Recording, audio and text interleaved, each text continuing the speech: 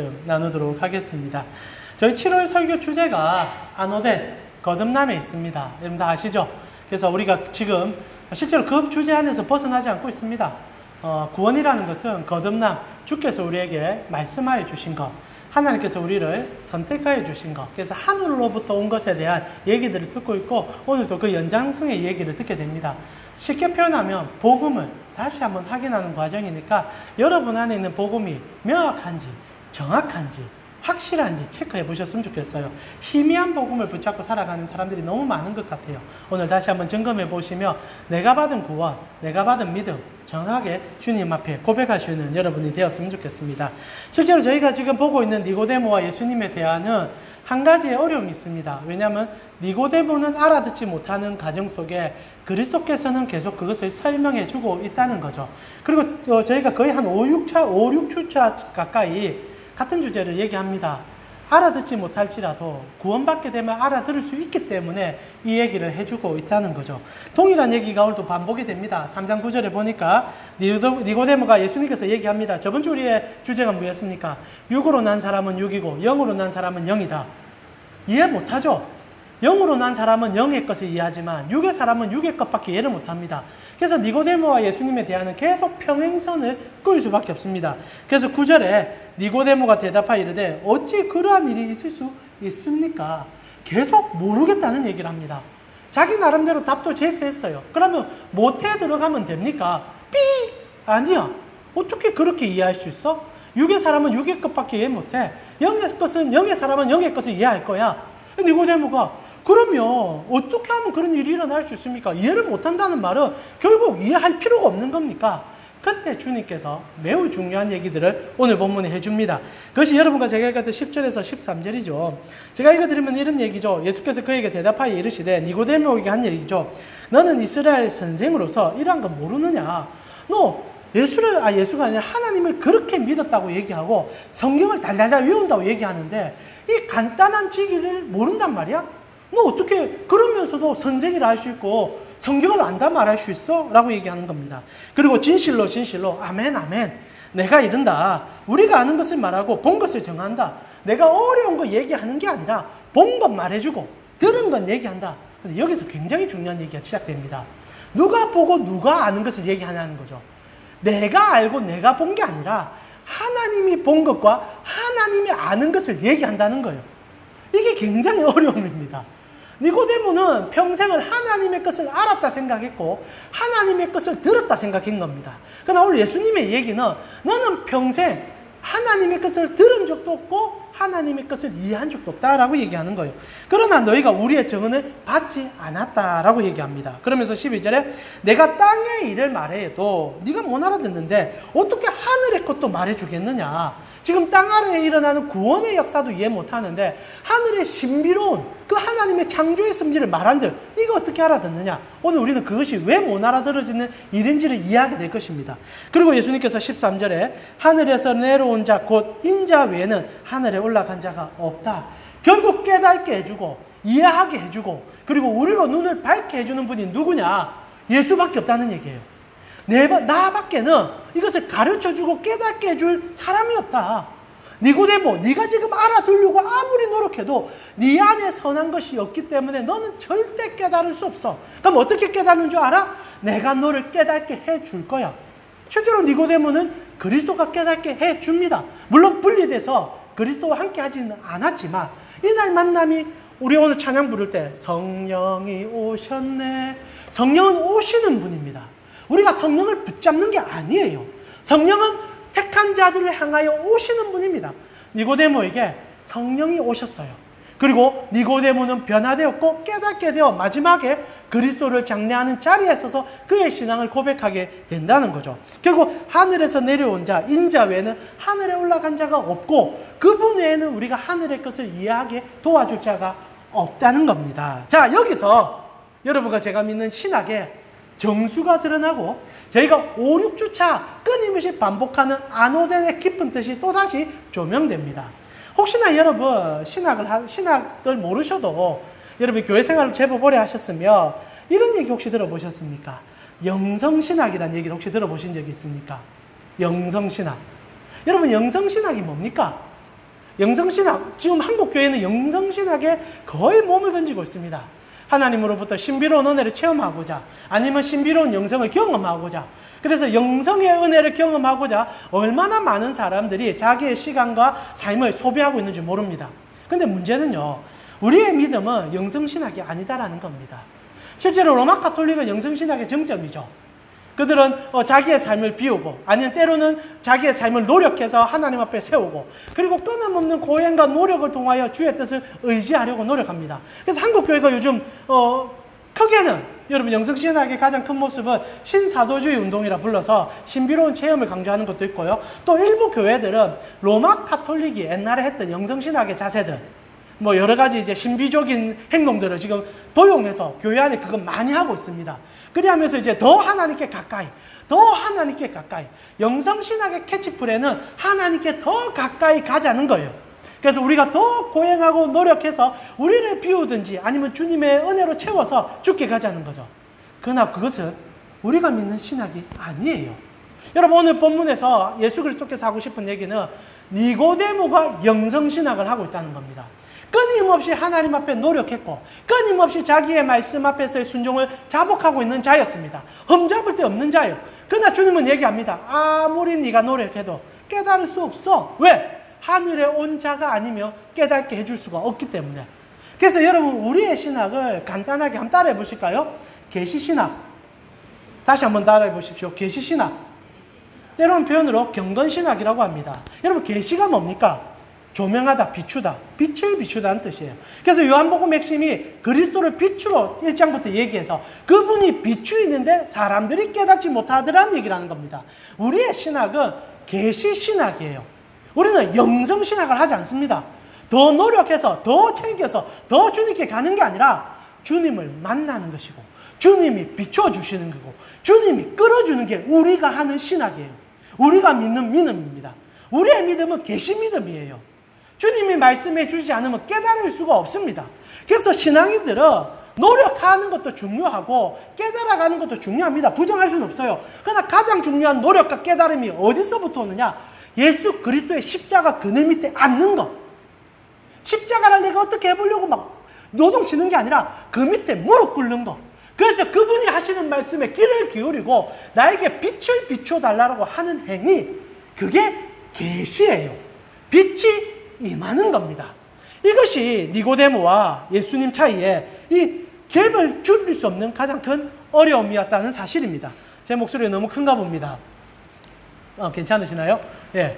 자, 그래서 오늘 사실상 예수님께서 이 문제를 가지고 니고데모와 대화가 시작되고 있다는 거예요.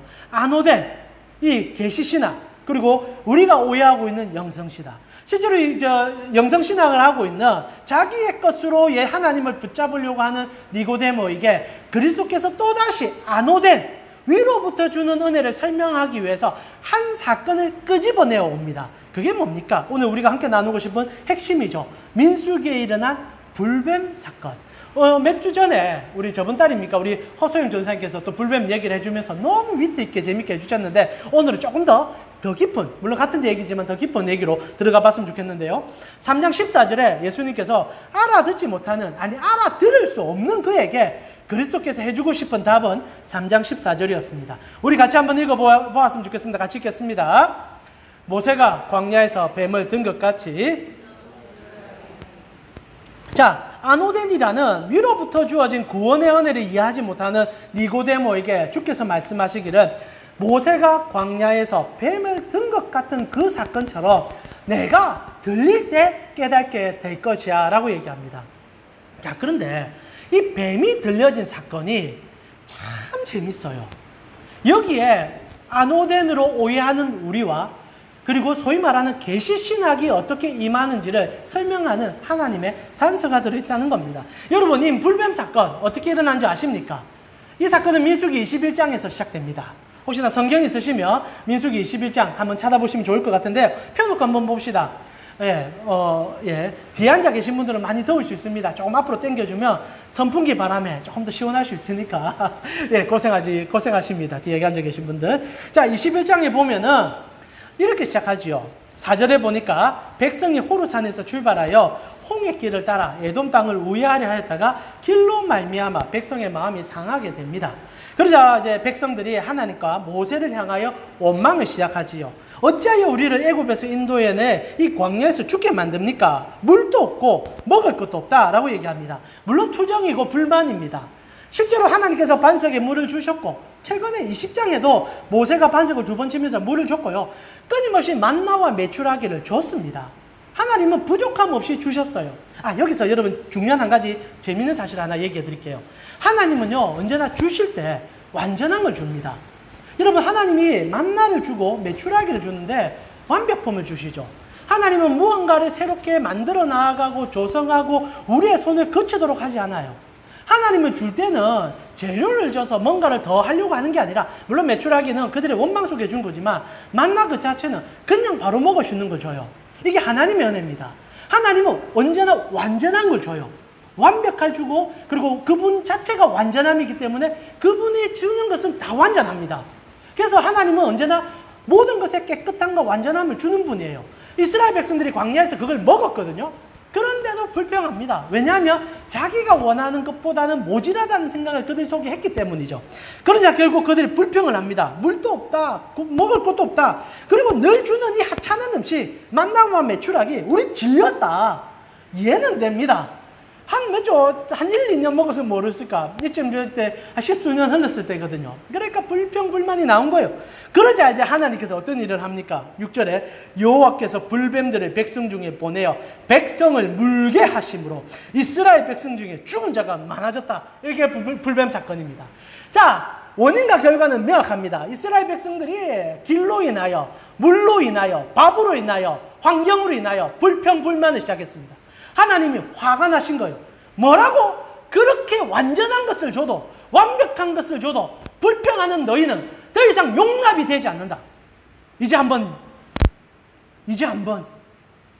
제 입에서 방금 큰 욕이 나올 뻔해서 참았습니다. 내가 용서할 수 없으니 한번 호되게 한번 당해봐라. 그러고 나서 길가락에 이제 불뱀을 깐 겁니다. 그리고 이스라엘 백성들이 불뱀에 물려서 사실 많이 죽어요. 많이 죽고 하다가 이제 모세가 이제 놋뱀 만들어서 쳐드니까 그거 쳐다보니까 살게 됐단 말입니다. 자, 여기서 말입니다. 실제로 우리가 생각할 때 여러분 이스라엘 백성들이 어떻게 구원받을 수 있게 됩니까?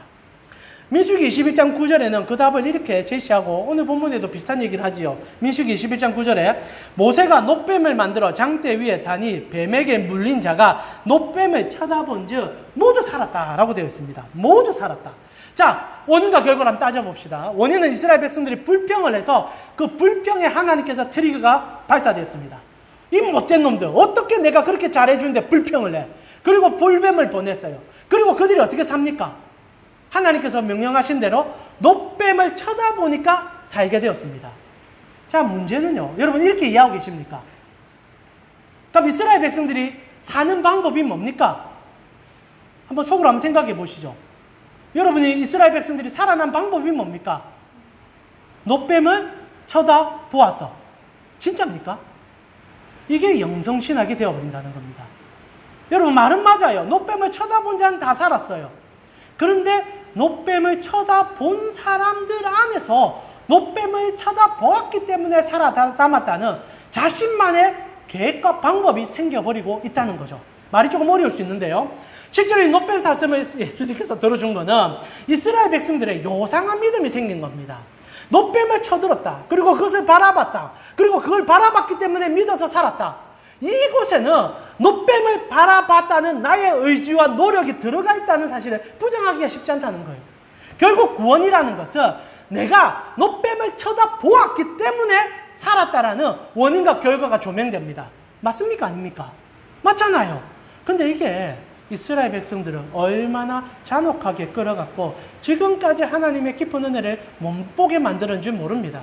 여러분 놋뱀 사건은 단순히 이스라엘 백성들이 불평했고 불평에 하나님께서 반응하여 징계했고 징계하는 과정 속에 구원의 길을 열어서 소위 말하는 하나님이 말하신 제시한 방법을 내가 믿어줌을 통하여서 그 믿음 속에 들어가니 구원을 받았다라고 설명하는 행위와 도구가 아니다라는 겁니다.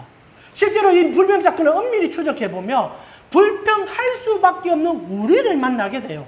이것이 첫 시작부터 우리의 생각과 우리가 불뱀을 믿어줬기 때문에 우리가 그것을 하나님이 보고 믿으라는 믿음이 있었기 때문이라는 것을 부정할 수밖에 없게 만듭니다. 자, 여러분, 우리가 기본적으로 불뱀 사건을 보면 우리가 불평불만을 해서 하나님이 진노했다라고 얘기합니다. 자, 그럼 다시 한번 질문할게요. 여러분이 불평불만하면 하나님은 언제나 징계하시고 징벌하시는 분입니까? 여기서 답을 잘 하셔야 돼요.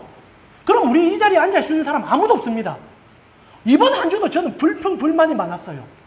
너무 더워서. 하나님 어떻게 이렇게 덥게 하냐고. 실제로 우리가 그렇게 마저 이산화탄소를 뿜뿜 뿜어다니고 원인 중에 큰 원인은 접니다. 저는 경유차를 지금 18년째 몰고 다닙니다. 이제는 제 차는 똥차가 돼서 시커먼 매연을 이대로 뿜어냅니다. 저는요, 이 대기의 오염 중에 큰 핵을 끈 사람이에요. 그런데도 더우니까 원망합니다. 하나님 조금만 1도만 낮춰주면 안 됩니까?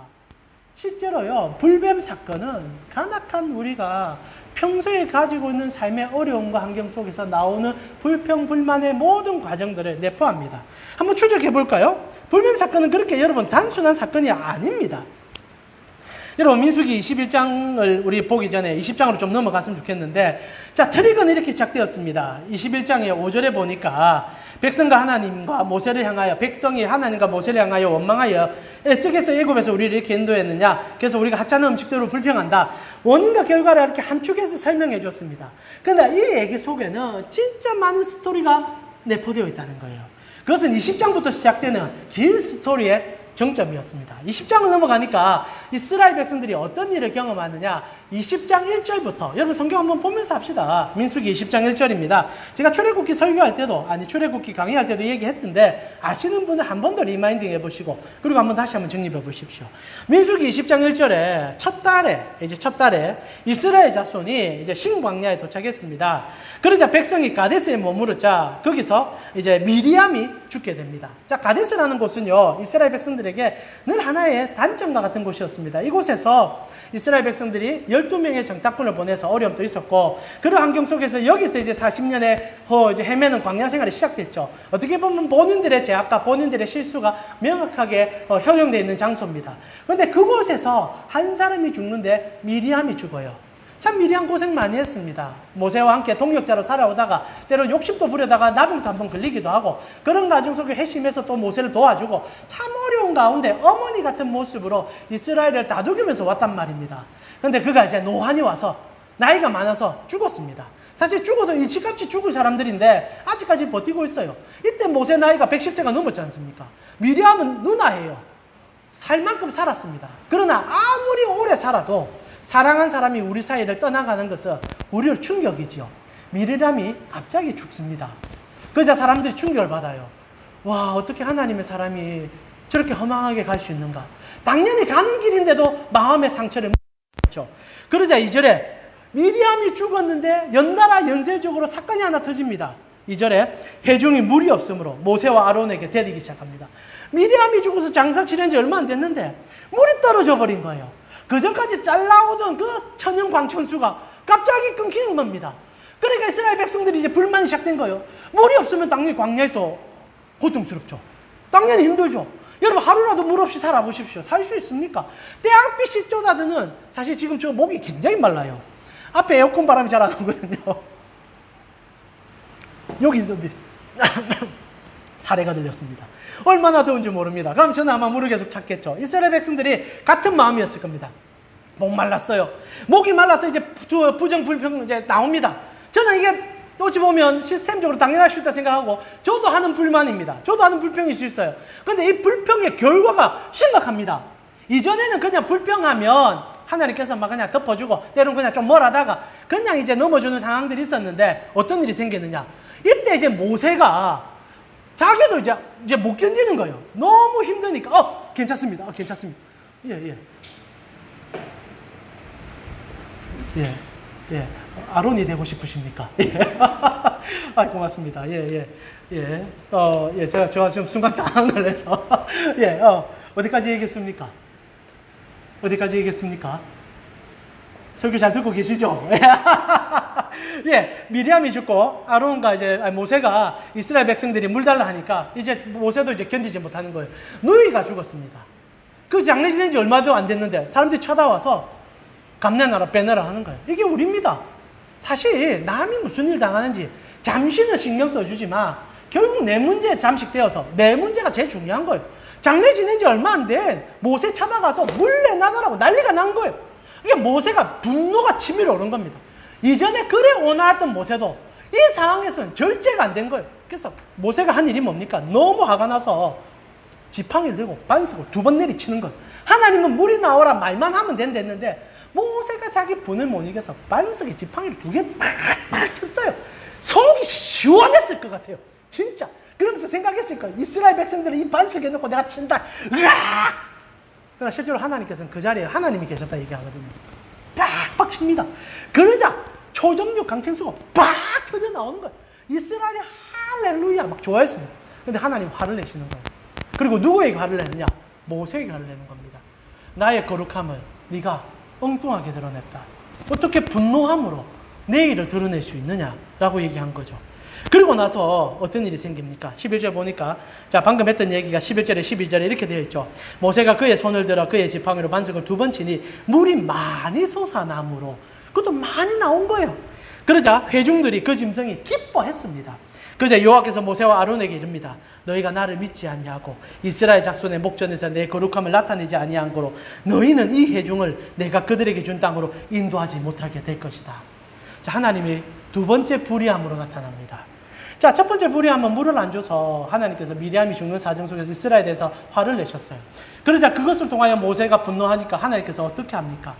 그리하는 것이 죄다라고 얘기하는 거죠. 너 어떻게 그럴 수 있냐라고 하나님 책망하는 겁니다. 자, 여기서 우리가 캐치해 봐야 되는 것이 하나님이 왜 이런 행동을 하느냐라는 질문이에요. 하나님 그런 분이 아닌데 그러한단 말입니다. 그럼 뭔가 있겠죠. 그리고 나서 모세도 충격을 받았어요. 이제 내가 못 들어가는 걸 아니까 하나님 앞에 몇 번이나 사정을 합니다. 하나님 너 절대 못 들어간다. 하나님은 계획함이 있는 거예요. 나중에 우리가 또 그 가운데 풀어가겠지만 그리고 나서 이스라엘 백성들과 모세가 같이 마음이 상하는 일이 생겼습니다. 그러자 7절에 또 어떤 일이 생깁니까? 20장 17절에 청하건대 우리에게 당신의 땅을 지나게 하소서. 우리가 밭으로나 포도나 지나가지 아니하고 우물로도 마시지 아니하고 왕의 긴 길로만 가겠으니 좀 지나가게 해주십시오. 여러분 이제 에돔이라는 지역에 이제 이스라엘 백성들이 도착하게 됩니다. 이제 가나안 땅이 눈앞에 바로 보여요. 에돔만 지나면 가나안 땅에 들어갑니다. 근데 하나님께서 에돔 땅을 지나가게 하는데 에돔 땅에 노를 할 경우에 돌아가라고 얘기를 미리 하셨거든요. 그러나 모세가 간곡하게 부탁합니다. 우리 형제들 아니냐? 우리 잘 알지 않느냐? 이렇게 된 거 자리만 비켜주면 우리 돈도 다 치르고 물값도 다 내고 우리가 할 수 있는 거 다 할게. 에돔이 극도합니다. 절대 안 된다. 절대 못 간다. 그러자 이스라엘 백성들이 화가 나기 시작하는 거예요. 여러분 믿음이라는 건 참 어려운 것 중에 하나가 뭐냐면 내가 할 수 있는데 안 할 때거든요. 이게 사실 우리 믿음의 가장 큰 딜레마입니다. 실제로 믿음이라는 것은 예수님께서도 여러분 산상수훈에 여러분 처음에 마귀에게 시험 받을 때 다 돌을 떡으로 만들려고 얘기를 하셨잖아요. 여러분 그게 예수님께 왜 시험이 된 줄 아시죠? 왜 시험이 됩니까? 그 예수님이 할 수 있기 때문에 시험인 거거든요. 못하는 우리에게 시험거리도 아닙니다. 지금 이스라엘 백성들이 에돔 앞에 섰을 때 왜 분노하느냐? 지금 할 수 있는 거거든요. 화가 나면 쳐들어가서 전쟁을 치면 됩니다. 이스라엘이 에돔보다 인구도 많고 전쟁에 자신감도 좀 붙어있는 상황이에요. 충분히 한번 붙어보면 되는데 하나님께서 하지 말라 하는 거거든요. 그게 마음이 더 상하는 겁니다. 결국 하나님께서 돌아가라 그랬습니다. 그래서 이스라엘 백성들이 화가 나서 돌아갑니다. 근데 돌아가는데 또 어떤 일이 터졌느냐? 27절에 보니까 20장 모세가 여호와의 명령에 따라 그들과 함께 회중의 목정에서 호르산에 오르니 모세가 아론의 옷을 벗겨서 엘라셀에 입히매 아론이 그 산 꼭대기에서 죽었습니다. 자, 20장 안에 연달아 일어나는 사건을 한번 봅시다. 처음에 미리암이 죽으면서 트리거가 시작됩니다. 모세가 마음이 상했어요. 근데 그 마음 상한 것도 모르고 이스라엘 백성들이 찾아와서 물이 끊기니까 분노하는 겁니다. 물 주세요, 물 주세요. 그들은 일상 패턴입니다. 늘 하는 대로 모세에게 했는데 모세는 그날따라 그래서 참을 수가 없었어요. 왜? 너희가 죽었으니까. 장례 지내서 그렇게 마음이 아픈 상황에 곧 아론도 죽을 것 같고 자기도 이제 생명이 끝날 것 같다는 걸 알고 있었던 겁니다. 그러니까 얼마나 섭섭하고 정말 외롭고 분노가 치밀겠습니까? 그래서 지팡이를 2개 쳤어요. 그래서 하나님께서 바로 스톱합니다. 너는 어떻게 그렇게 해서 그런 일을 그렇게 처리하냐? 너 약속의 땅 가나안에 못 가. 모세 안에 분노가 치밀어올 수 있는 일을 만듭니다. 근데 정말 놀라운 것은요, 모세가 분노하지 않아요. 모세는 아노덴을 아는 인물입니다. 그러자 하나님 앞에 순복하게 가는 거죠. 문제는 이스라엘 백성들이에요. 그런 상황을 보면서 모세 보면서 더 두려움이 생기는 거죠. 뭐지? 하나님은 저런 분인가? 그런데 그래 가다가 이제 드디어 가나안 땅에 들어가게 되었습니다. 근데 에돔 족속이 눈앞에 있는데 말 잘해서 지나가게 해줄 것 같고 하나님이 해결해 줄 것 같은데 하나님이 해결 안 해줘요. 그리고 어떻게 됩니까? 기껏 하는 게 돌아가라는 겁니다. 그래서 왔던 길을 다시 가는 거예요. 여러분, 사람이 가다가 돌아가라 해보세요. 열받습니다. 열받아 가는데 또 어떤 일이 생깁니까? 호르산 근처에 도착했을 때 아론이 죽어버려요. 양대산 두맥이 죽어버린 거예요. 그리고 그들은 장사 지냈습니다. 불안해지는 거예요. 한 사람씩 가고 있는 겁니다. 거기다가 하나님께서 무슨 의도로 우리를 이렇게 인도한지 이해도 잘 안 가는 거예요. 그러자 그들이 드디어 폭발하고 일어난 사건이 21장 불뱀 사건이라는 겁니다.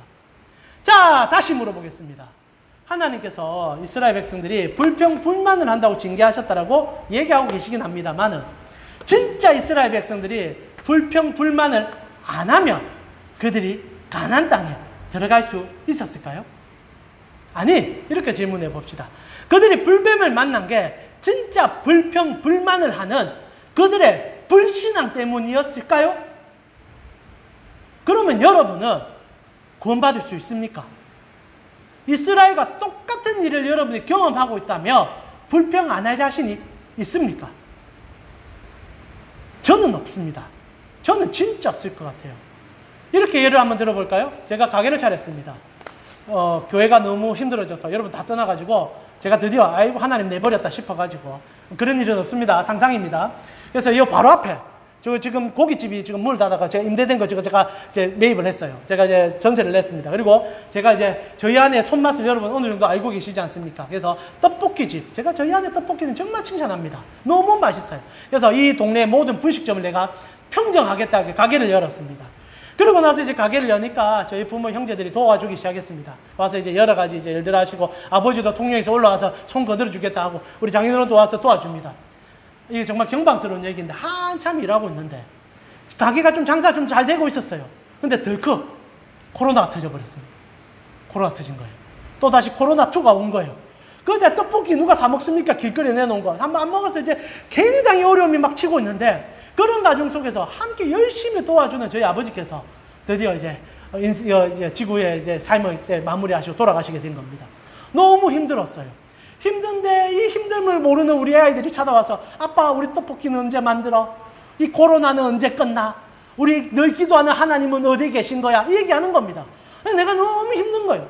그러다가 어떻게 하든지 견뎌보려고 했는데 또다시 우리 장인어른 또 세월의 흐름 속에 또 이제 자연스럽게 하나님 보면 돌아가신 겁니다. 마음이 너무 어려워졌어요. 그런데 엎친 데 겹친적으로 내가 만든 이 떡볶이집에 바로 옆에 두끼가 들어선 겁니다. 프랜차이즈가 들어온 거예요. 이제 우리는 끝난 겁니다.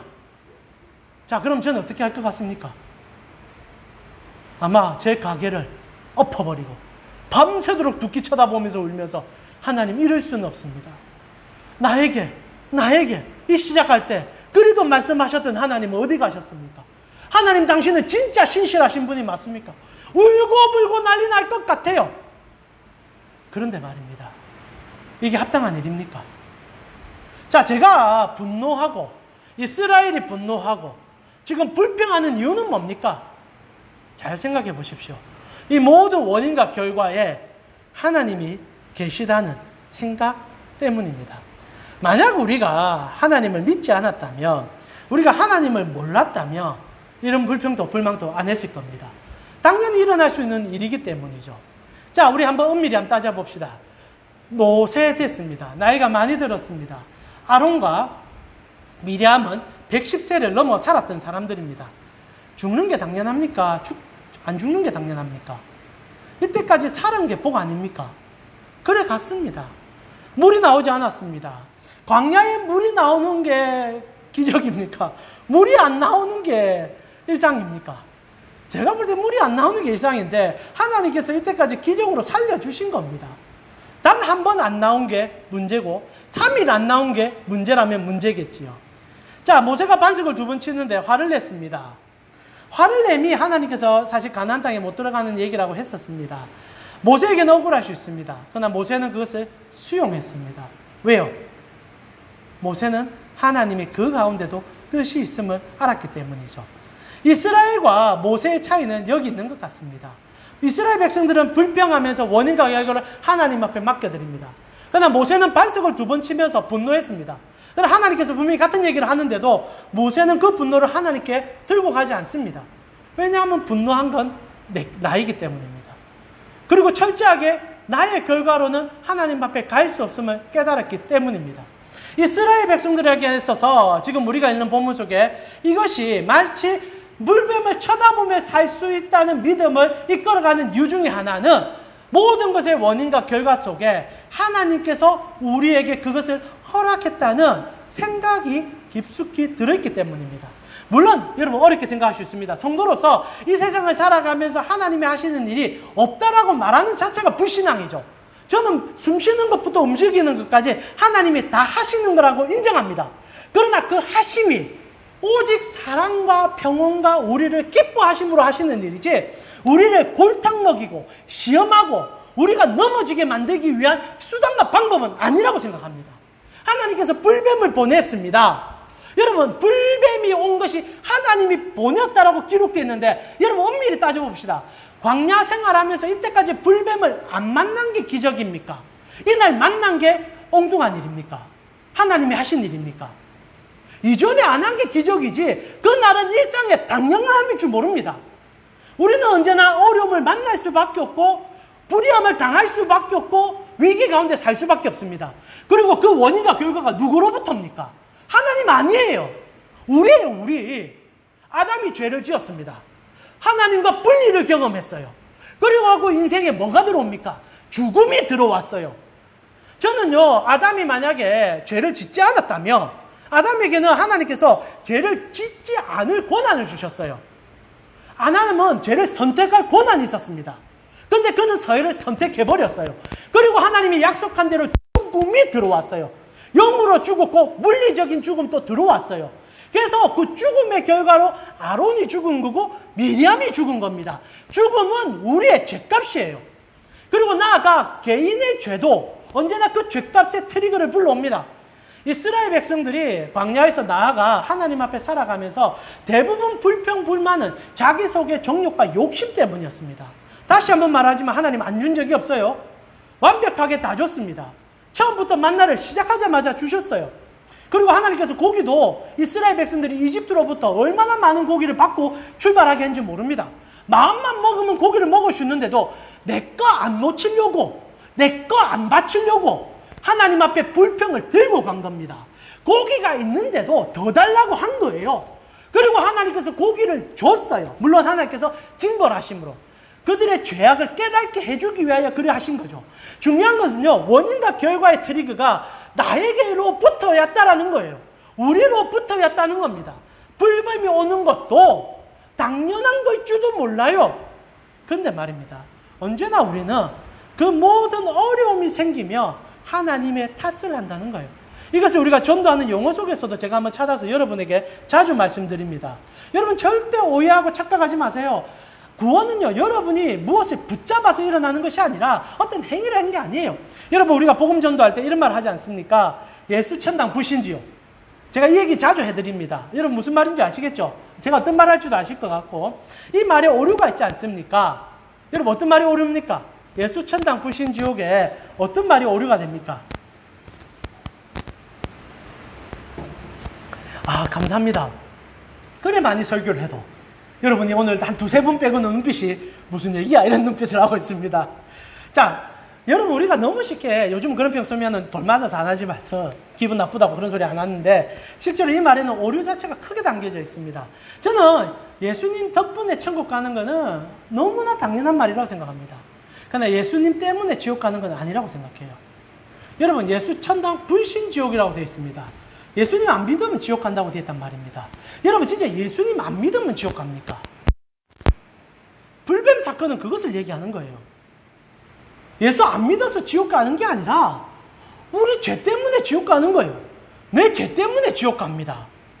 여러분 이것을 이렇게 한번 표현해 볼까요? 여러분 최근에 이제 코로나 때 제가 이 설교 했었는데 이런 관점으로 코로나가 막 할 때 이제 백신에 대한 효용성은 지금 우리가 의문을 많이 표하지만 정말 이제 확실한 백신이 개발이 됐습니다. 아니, 치료제가 개발됐어요.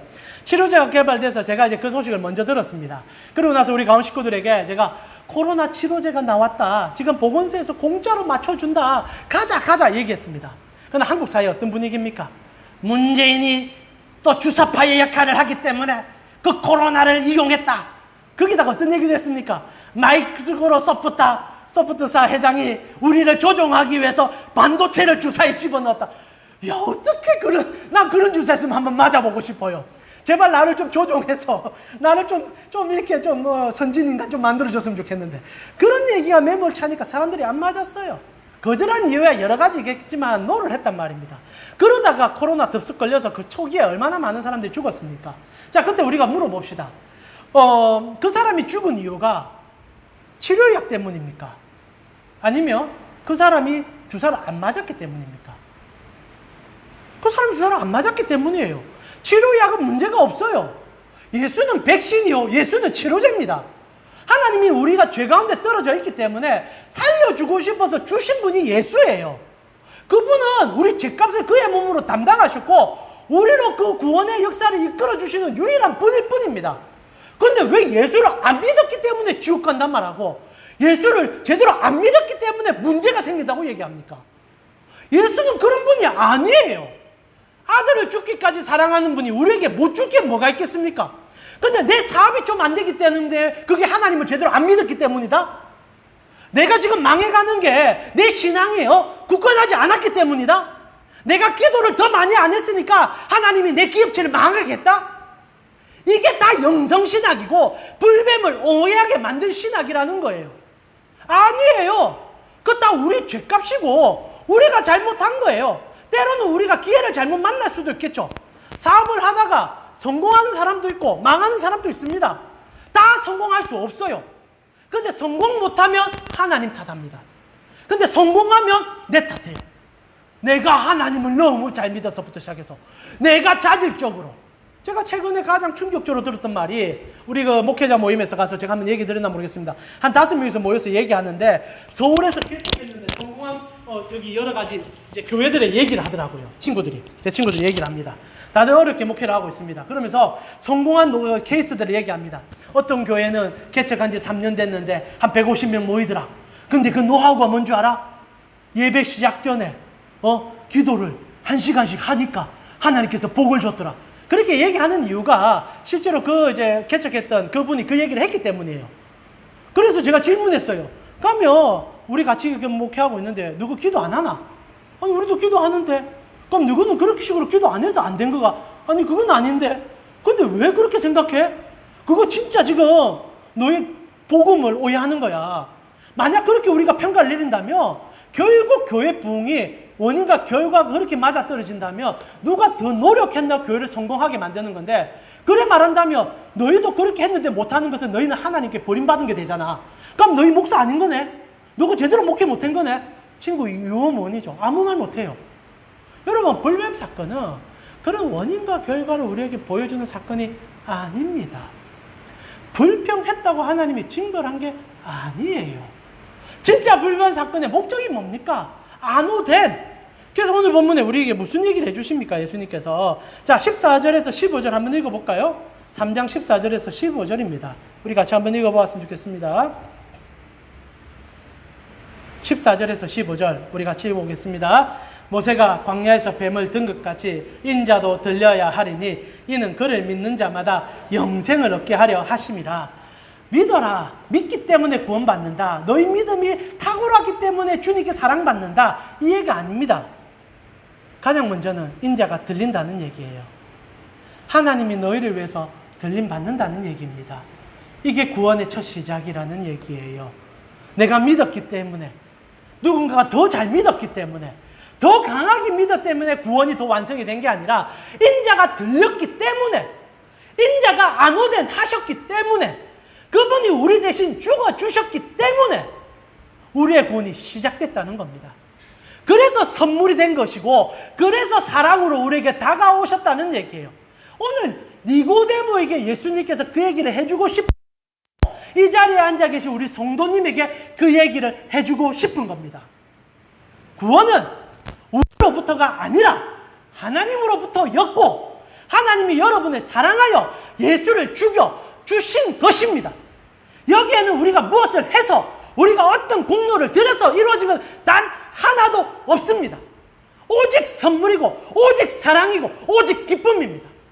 그럼 성도가 여기서 믿는다는 게 뭡니까? 아멘이에요. 오직 고마움입니다. 감사함이에요. 정말 하나님 너무 감사합니다. 하나님 나 같은 사람을 살려주셔서 고맙습니다. 물에 빠진 사람이 보따리 장수처럼 요구하는 것이 아니라 고마우니 엎드려서 발 붙잡고 너무 감사하다고 눈물 흘리는 게 구원이라 이 말입니다. 그래서 교회 오면 삶이 달라질 수밖에 없는 거죠. 이곳에 와도 우리가 여전히 불뱀을 붙잡는 믿음을 자랑하니 어떻게 교회에 행복이 있을 수 있습니까? 여러분이 인지해야 될 것은 예수님께서 나를 위하여 장대에 높이 달려주셨구나. 나를 너무 사랑하여 그분께서 나의 모든 것을 다 해줬구나. 이것을 내가 너무 믿고자 믿습니다. 이것도 하지 마세요. 이게 한국교회 병폐입니다. 그게 안 믿어질 때가 있어요. 그럼 어떻게 합니까? 할렐루야 믿어집니다. 지나가면서 나 믿었네 너 믿었네. 진짜 믿는지도 몰라요. 내가 그 말을 믿고 있는 거예요. 그게 아니에요. 그냥 오늘 이 시간에 예수의 그늘 밑에 엎드리세요. 제 설교가 이해되시는 분이라면 구원받은 겁니다. 구원받은 거예요. 그걸로 족하시면 돼요. 그걸로 만족하시면 됩니다. 아, 그리스도께서 이 일을 해주셨구나. 할렐루야 하면 끝나는 거예요. 더 믿을 것도 없고 더 청구할 것도 없습니다. 그래서 니고데모는 돌아갈 수밖에 없었던 거예요. 왜? 더 믿어지고 싶었습니까? 더 붙잡고 싶었으니까. 말씀 마무리할게요. 여러분, 하나님은 불의한 적이 없습니다. 여러분 마음대로 안 된다고, 내 믿음이 약해서 이거 안 준다고 그러는 분이 아니에요. 다시 한번 말하지만 하나님은 주실 때는 언제나 최고의 것을, 완전한 것을, 그리고 하나님의 창조것을 주십니다. 그러니 아들을 우리에게 주신 거죠. 그분이 우리에게 못 줄 게 뭐가 있습니까? 그러나 우리가 살아가면서 경험하는 많은 불의함은 하나님으로부터가 아니라 우리가 살아가는 이 세상의 문제일 뿐입니다. 죄된 세상은 언제나 문제를 불러오고 우리를 오해케 합니다. 그럼 하나님께서 아무것도 안 하는 건 아닙니다. 거기서 신실하게 성도에게 복을 주시고 끌어가시고 도와주 주십니다. 그래서 우리가 은혜를 경험해요. 은혜는 경험되어 감사한 거지 그게 안 받아진다요 불평거리가 아닙니다. 못 받아야 돼서 불평할 게 아니에요. 왜 저 집사에겐 주는데 나에게 안 주느냐? 하나님이 그 집사에게도 나에게도 예수를 줬어요. 그리고 또 줄 겁니다. 다른 것도. 이스라엘 백성들이 그 시점에 그걸 안 주니 불평한 겁니다. 그거는 나의 욕망과 정욕이죠. 그런데도 하나님께서 아들을 줬단 말입니다. 그럼 아들을 붙잡으십시오. 아들을 사랑하십시오. 붙잡는단 말 자체도 여러분에게 행위적 노력이 될까 심히 두렵습니다만은 그러나 우리가 예수 그리스도의 그늘 밑에 들어가 그분으로 누린다는 것이 복음임을 여러분이 인지하며 여러분의 삶의 방향과 다가감이 달라질 것을 저는 고백합니다. 여러분 구원은요 나의 눈으로 보던 세상을 하나님의 눈으로 보는 것입니다. 이게 아노덴이에요. 니고데모가 이게 없으니 아무리 대묻고 질문해도 답이 없는데 여러분 오늘 바로 보는 거예요. 아 예수님 너무 감사합니다. 너무 고맙습니다. 구원이 완성되었고 충족되었고 완벽해진 것입니다. 그것으로 이번 한 주를 살아가시고 그러나 여러분 이렇게 얘기해서 기도하지 말라는 얘기는 아닙니다. 필요할 때 기도하시고 하나님의 도움을 구하십시오. 도우시고 함께 하십니다. 그러나 그것으로 여러분의 구원을 판단하지 마시고 그것으로 여러분의 방향을 저정하지 마시고 그리 하시는 과정 속에 주님께 더 가까이 나아감을 경험하는 여러분이 되셨으면 좋겠습니다. 이 시간 우리 성령이 오셨네 함께 찬양 드리면서요. 저희 가사가 너무 좋아서 오늘 선택을 했는데 물론 성령님이 곧 예수님의 영이시고 예수님의 영이 하나님의 영이시니 삼위일체입니다.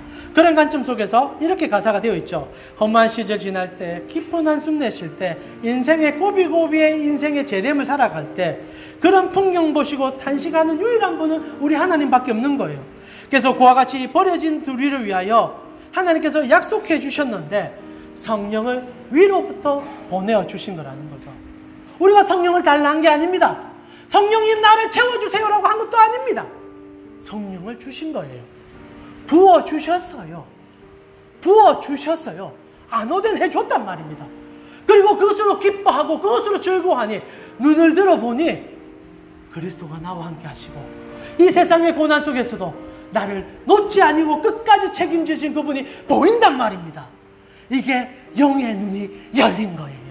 이 시간 우리 찬양을 부르며 성령이 오셨음을, 성령이 여러분의 전적으로 은혜를 채워주셨음을 고백하며